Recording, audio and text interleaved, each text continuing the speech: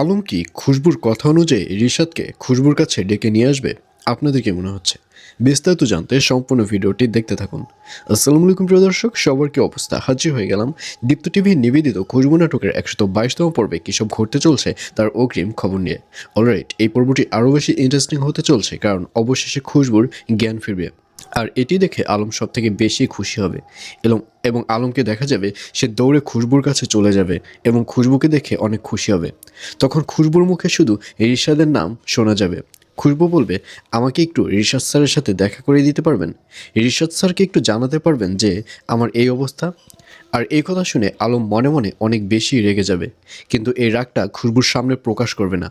আলম বলবে, আচ্ছা ঠিক আছে, আপনি যেহেতু রিশাদ স্যারের সাথে দেখা করতে চান, আমি তাকে ডেকে নিয়ে আসবো। এই বলে আলমকে দেখা যাবে সে আর রিশাদ স্যারের কাছে যাবে না। আর অন্যদিকে খুশবুকে মিথ্যা কথা বলবে। খুশবুকে বলবে যে আমি রিশাদ স্যারের সাথে কথা বলেছিলাম, কিন্তু রিশাদ স্যার আপনার কাছে আসতে চায়নি। আর অন্যদিকে এবার খুশবুর বাবা যাদের কাছে মদ বিক্রি করতো, তাদের সাথে খুশবুর বাবার বিশাল একটা ঝামেলা লেগে যাবে। কারণ যাদের কাছে মদ বিক্রি করতো তারা খুশবুর বাবাকে কম টাকা দিবে, যার কারণে খুশবুর বাবা তাদের কাছে আর মদ বিক্রি করবে না। এবং এক পর্যায়ে তারা যখন খুশবুর বাবার বাড়িতে চলে আসবে, তখন তাদের সাথে অনেক রাব ব্যবহার করবে খুশবুর বাবা। আর এছাড়াও থাকবে আশ্চর্যের সকল ঘটনা। সুতরাং সবাইকে খুশবু নাটকের ১22তম পর্ব দেখার আমন্ত্রণ রইল।